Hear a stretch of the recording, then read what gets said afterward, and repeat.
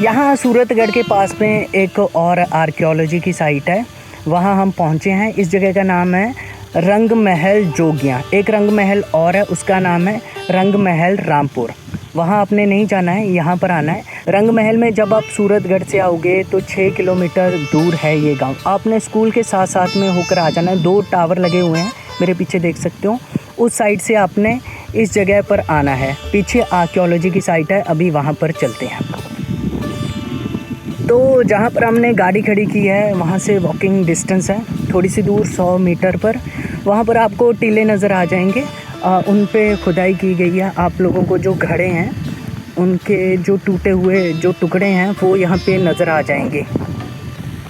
कई सारी सभ्यताएं इन टीलों के नीचे दबी पड़ी हैं। उनमें है Indus valley civilisation, Kushana civilisation, Guptas का भी बोलते हैं, वैदिक पीरियड वाली सिविलाइजेशन। वैदिक पीरियड के बाद उसके बाद योद्धा कबीले हुए थे। जब 16 जनपदास हुए थे तो जो योद्धा कबीला था उसका एरिया भी यहीं था। तो बहुत सारी सभ्यताएं यहाँ पर पनपी हैं, इन टीलों के नीचे दबी पड़ी हैं। यहाँ से काफ़ी कुछ निकाल लिया गया है, म्यूज़ियम में रख दिया गया है, और भी बहुत कुछ अभी यहाँ से निकालना बाकी है। लोकेशन बड़ी पसंदीदा है क्योंकि आसपास खेत हैं, पहाड़ियाँ, छोटे छोटे टिब्बे हैं, और ना विचकार ए छोटा जिहा पिंड है, जोगियां दा पिंड है रंग महल। भाजी जोगियां दा पिंड क्यों कहा जाता इस पिंड? जोगी कास्ट है, वो सारे जोगी कास्ट के लोग इतने रहते हैं रंग महल। अच्छा, उन्होंने काम की है? काम ਜਿਹੜੇ जोगी होते ने मतलब सप रखते हैं तो वो पिंडा च आटा वगैरह या कणक वगैरह मंगते। ये मेरे पीछे पूरा का पूरा गांव है रंग महल जोगियां का। तो आपको गांव में भी मज़ा आएगा। बहुत पुरानी चीज़ें, पुराने घर, मिट्टी के घर यहाँ पर देखने को आप लोगों को मिल जाएंगे। बहुत ही पुराना कल्चर है यहाँ पर। 1910 के आसपास इस जगह को एक इटालियन थे जिनका नाम था टेसिटोरी। उन्होंने ढूंढा, कुछ टेक्स्ट पढ़े उन्होंने, जैसे कालीबंगा में थे, उस जगह को भी उन्होंने ढूंढा था। तो सर जॉन मार्शल थे, उनके साथ मिलकर यहाँ पर खुदाई की गई। जो कुशाना पीरियड था उसमें ही जो गांधार आर्ट है वो पनपी थी। महात्मा बुद्ध की बड़ी बड़ी मूर्तियाँ बनाई गई थी तब। तो ये भी मतलब यहाँ से भी बहुत सारी मूर्तियाँ ऐसी निकली हैं जो गांधार आर्ट की कला के नमूने हैं। तो गांधार आर्ट आप देख लो, इंडिया में फैला हुआ था, अफ़गानिस्तान से लेकर मगध के एरिए तक, 1 शताब्दी से लेकर 3री शताब्दी तक। ये हड्डियाँ मिली हैं यहाँ से, कुछ पता नहीं, बड़ी बड़ी सी हैं, हो सकता है इंसान की हों, क्योंकि जानवर की तो ये हड्डियाँ हैं नहीं। नीचे से निकली होंगी खुदाई में, ये हड्डियाँ ऊपर आ गई हैं। क्लोज करके दिखा देता हूँ, ये देख लीजिए। हो सकता है यहाँ पे शमशान भी हो, दफनाया गया हो यहाँ पर लोगों को।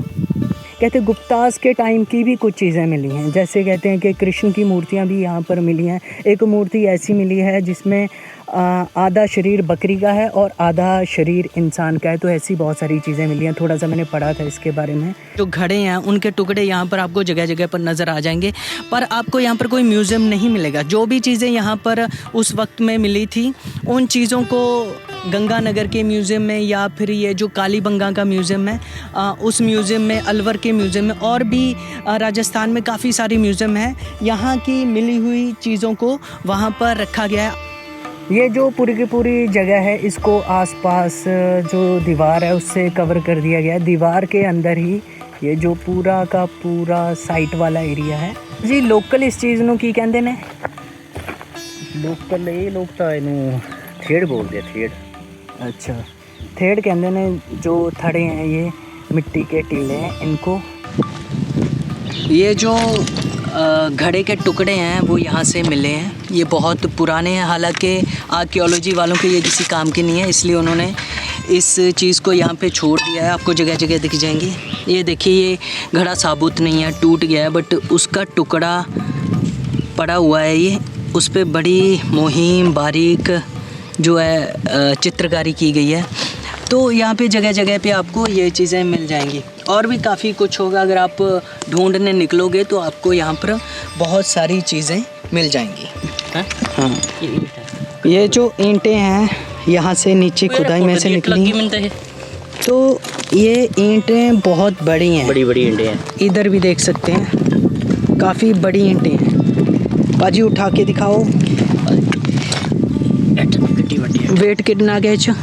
ये मतलब कट तो बढ़ गया, 4-5 किलो का वेट है, 5 किलो मान। अच्छा, 5 किलो की होगी ये।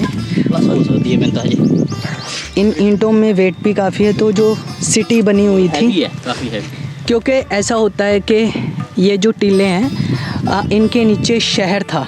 जब मिट्टी को निकालते हैं तो नीचे से शहर निकल आता है, तो बिल्कुल उसको बारीक तरीके से ब्रश के साथ जो मिट्टी है उसको हटाया जाता है धीरे धीरे। इस प्रोसेस में पैसा बहुत लगता है, टाइम भी बहुत लगता है।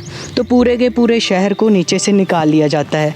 फिर शहर की प्लानिंग कैसी थी, सीवरेज कैसी थी, लोग कैसे रहते थे, क्या वहाँ पे मोनेस्ट्रीज थी, मंदिर थे, कैसा उनका जो सिस्टम था वो था रहने का, तो वो सारी चीज़ें हमें इन साइट से पता चल जाती हैं जब खुदाई कर ली जाती है। बहुत सारी साइट्स हैं हड़प्पा सभ्यता की जो आसपास यहाँ पे मिली हैं, और भी पाकिस्तान में मिली हैं। मोहनजोदारो है, ये यहाँ कालीबंगा है, तो वहाँ पर हमें पता चल जाता है। एक चंडीगढ़ के पास में भी साइट है जिसका नाम है संगोल।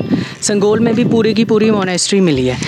ये जो पूरा का पूरा एरिया है वो घग्गर नदी वाला एरिया है, सरस्वती रिवर भी बोलते थे।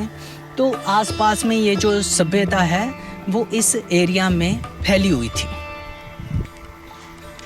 ये जगह गूगल पे अपडेटेड नहीं है, बट मैं इस जगह को गूगल पे अपडेट कर दूंगा। आर्कियोलॉजिकल साइट ऑफ रंग महल के नाम से आप लोग आकर देख सकते हैं, क्योंकि मुझे बड़ी परेशानी हुई थी यहाँ पर पहुँचने में, आप लोगों को ना हो तो गूगल पे आप चेक कर लीजिएगा।